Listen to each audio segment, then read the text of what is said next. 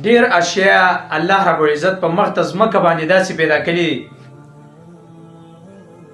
چې دغه شی ته استعمال کړي نو الله رب العزت په تا دوزخ ته مرسي او چې صحیح استعمال کړي الله رب العزت په دغه شی باندې الله جنت ته مرسي.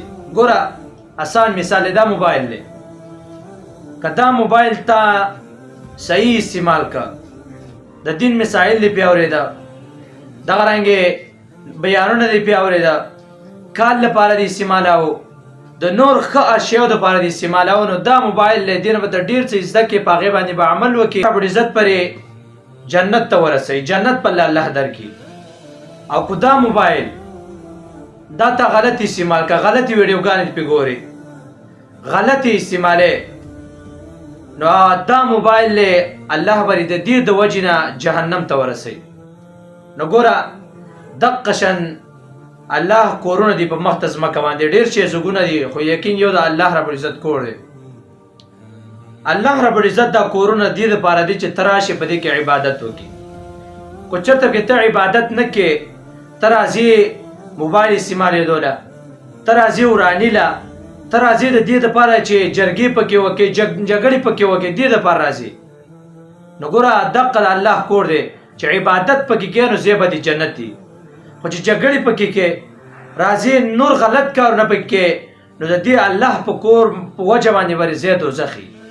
د قرنګ تاسو وګورئ ټول کورونه د الله رب العزت، لیکن بیت الله شریف دا الله رب العزت د جنت نه را لګلې شوی کور دی، دا برای راز د الله کور دی، ټول کورونه د الله دي، لیکن بیت الله شریف له الله رب العزت یو عزت ورکړي، دا پیغمبرانو په لاس باندې جوړ کړی شوی کور دی د الله.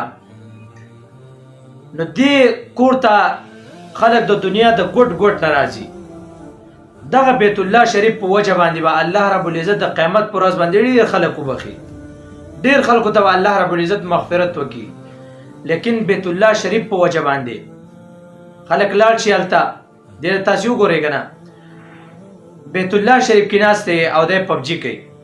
ګوره یو په پبجي باندې تاسو بلیدلی په پبجي باندې پتوم راغلی و چې دا پبجي کول د حرام دي، ولی ځکه چې په دې کتاب برای راز بیت الله شریف کور وشتل کیږي، لیکن دا ځوان دا تناسته پبجي کوي. په کوم ځای کې ناسته؟ بیت الله شریف ته مخامخ ناسته.